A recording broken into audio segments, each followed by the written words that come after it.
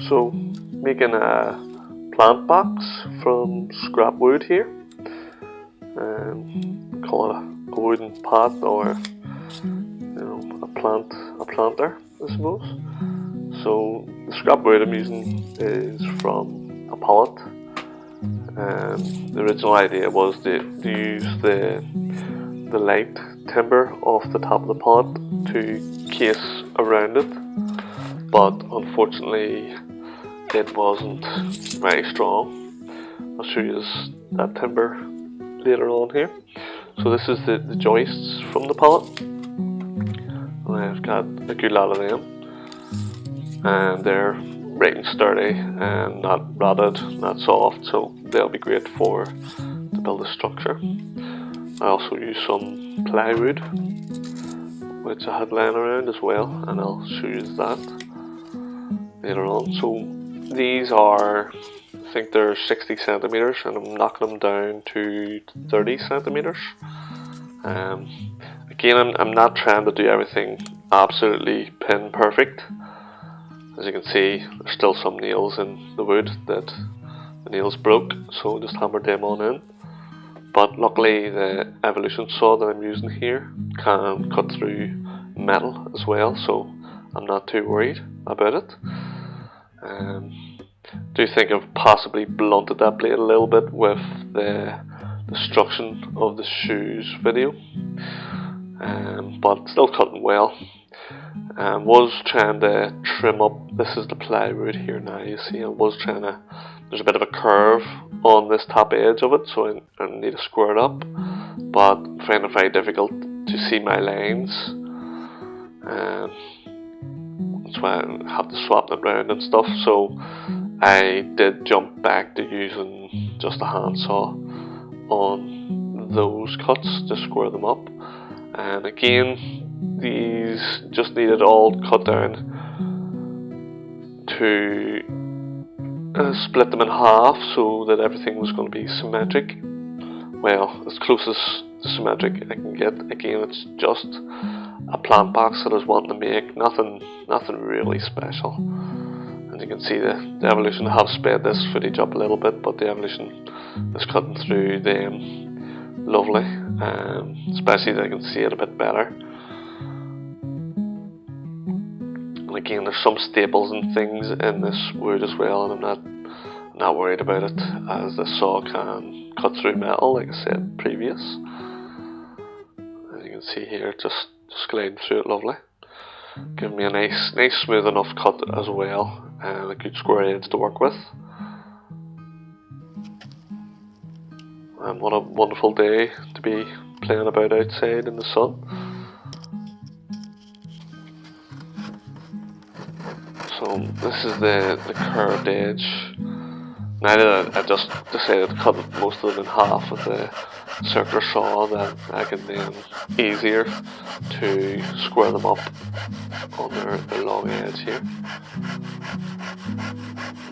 And that saw is actually brave and old, but still quite sharp. Beamer Jackson saw, I think it got maybe 2 for a £5 or 2 for £7 or something. B&Q at one stage. Pretty good buy. I actually think I have that saw all the way back making a toolbox out of plywood. So got everything all chopped up nice and even. You can see my joists and my plywood. I did have something in mind of this sort of style that I wanted, which is funny because for some reason I just jump ahead and start doing something that I wasn't planning on doing. But I didn't want to take it out of the video, because I just thought I was just getting that carried away with making things that I just realised, why did I do it? This is the actual design that I wanted. Although the screw in the first button to the plywood actually held this nice to be able to fix these 2 corner pieces. So you see in a wee minute, I'll just take it all back off again. So I'm wanting to knock up 4 corners, and this will be the 4 corners of the plant box. But I did find it strange that I just cracked on and started making something. I was like, that's not the design I had in my head. I didn't make no plans, guys. I just basically just sort of went with what was in my mind at the time. I do love the way the cut bits are sort of slightly burnt looking. I sort of want to keep that to the top, keep it on show. So now I'm just fixing the plywood. It'll all start to come together shortly here. You'll see what way I'm going with this box. I'm putting plenty of screws in it to keep it nice and strong. This timber here, you can see it's so bowed in the middle. You actually can see it pulled in quite a lot there with that screw, so that was good. Again, not that I'm overly worried about it not looking absolutely pristine and square and straight. It's a plant box for a small apple tree that I grew from seed, so it's just really to have a bigger box to put the apple tree in, as I think it was sort of struggling in the wee pot that I had. So this is a bit more room for it to grow, and you can see the shape I'm coming for now. So after these two bits of ply are fixed, I will be out of plywood, which will leave me short for the face, but I'll show you how I get around that shortly. You can sort of see it coming together now where the skeleton's on the outside. The main frame's holding it together from the outside rather than the inside, and that will allow me, again, more room for soil on the inside and more room for the apple tree to grow. And again, another reason why I haven't just planted the apple tree straight in the garden is I haven't decided where I want it yet. So the box was a good idea to give me time to decide. So I know I'm saying I wasn't wanting to be too fussy with keeping it square, but got a wee bit more OCD when I decided, you know, and it's nice and square at the back, and the front was pulling in, so just sort of trying to keep it a wee bit symmetric so it looks tidy enough as well. So that's a lot better now. So this was the pallet, the light bits of the wood of the pallet, which these are the better pieces, believe it or not. The other pieces just broke into smithereens when I was splitting it. So I have another idea of making a shed out of pallets, and this might be putting a wee bit of a hindrance in it if pallets do this to me. But this is me deciding, outside or inside, and definitely think it looks nicer with them in the inside, so you can still see the skeleton of the joists on the outside. Just fixing them off again, putting plenty of screws. One screw in each one would probably be more than enough, considering this is the way this is built. The pressure of the wood and stuff will be pushing out, and it's catching the joists. So, you know, one screw probably would have been enough, but again, I like to put plenty of screws in things, slight overkill. So we're actually looking at the bottom here. That's the bottom. It's not 100% squared off compared to the top. I can take that wee support off now and flip it around to get the bottom on. This is actually the top here now with the burnt bits, and it's more flush and looks a bit tidier to the eye. So that will be the top. And the bottom, I'm going to put the lid on the bottom now. Well, not really a lid, but a bottom. So just put this wee piece on here, which just squares it off as the pallet pieces in the middle didn't quite go to there, so that just squares it off and gives it a bit of extra support for the next pieces of timber. So I'm putting a good bit of screws in these because I want them to be able to take the weight when we lift the box from area to area. And you're always going to have to move a plant pot at some stage or another, so I wanted this to be good and strong. And yeah, I just screwed it on and cut off the pieces in situ, which I found was, if I tried to cut it, sometimes it was splitting the wood, so I found it was bit safer to screw it on to the bottom here and then cut it off after. And I ran out of battery power with my drill, so I'm not pre-drilling these as well, which, you know, is a bit more risky for the wood splitting, but I got away with it by just sort of pre-drilling it with the drill bit. It's an old bit, so I'm not worried about it burning out or anything. So this is me again deciding what's going to be stronger for the bottom, and I decided to put a couple of sticks across the bottom. This will also raise it off the ground so the damp isn't getting the main floor of the plant pot and it's not rotting it.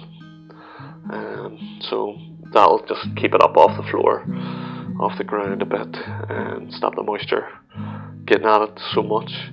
And again, guys, it's scrap wood. The glory about scrap wood is that it literally is that.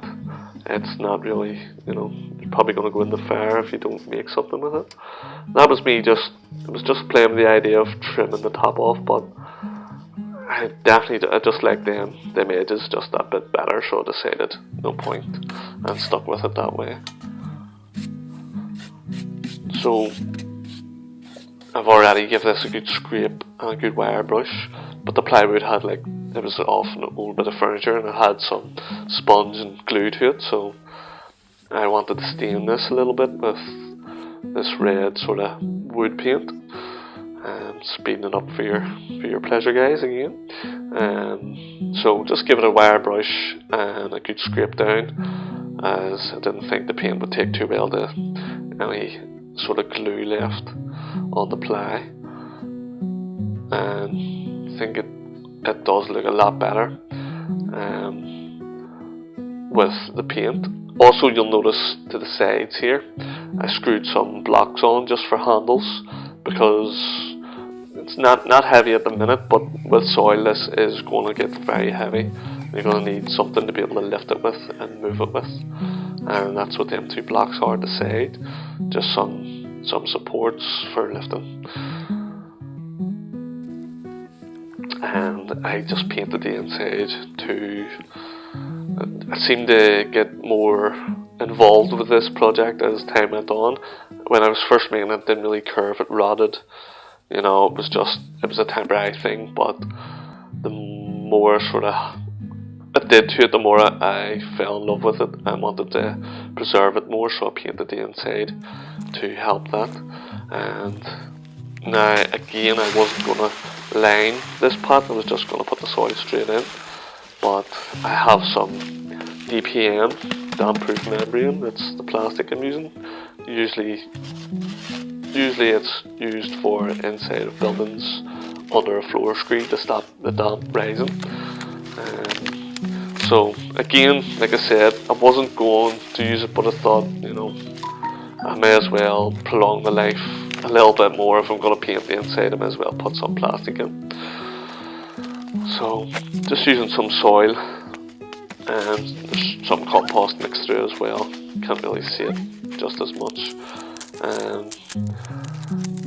So hopefully this will give the apple tree a good fighting chance, and it can grow a bit more and give me a bit of time to decide where its permanent area in the garden's going to be. Apple trees the more I looked into them, the scarier the information got, as apple trees, they might not even fruit if they're not pollinated, and there's like 4 tiers or 3 tiers of pollinating apple trees. So, and again, from every seed, it doesn't matter what type of apple you get the apple seed from, because there can be 1,000 different, from every apple there's 1,000 different possibilities from each seed in that apple, so it doesn't directly be the same apple. So I have no idea what kind of apple tree this is even going to be. They could end up just being crab apples, which again, apparently they're very good to have around, as they're high pollinators. They'll pollinate all the other apple trees. But it won't matter what you're going to plant in the box, and that's the way. Not sure where I got that tactic from, what I just did. I think possibly from my dad or my granny, probably did something like that and I've just copied.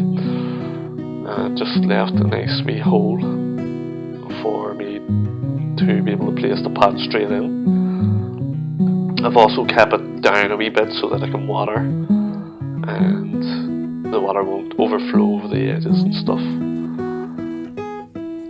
There was one thing I sort of forgot to do, and that was actually poke holes in the bottom of the plastic. But you'll see how I got around that problem shortly. So I think the apple tree is looking well in there. Don't forget, when you do plant something in a box or a pot, a plant box, just give it a good water.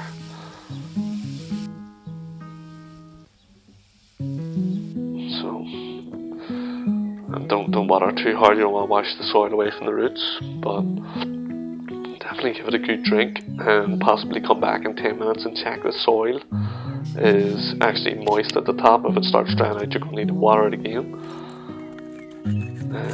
Just a wee quick look, guys. I sort of went apple tree crazy. This is all other seedlings that have managed to get going. Apple trees are meant to be hard to grow from seed, so you can imagine how many apples I've been eating. This is how I poked some holes in the plastic. I just fed the knife through the gaps, and all that'll do is allow some of the water out. You don't want the water drowning the plant, so you need some drainage in it to allow the water to escape. So I hope this has inspired you guys to make something out of your scrap wood laying about, as I think this has came in well and ties in well.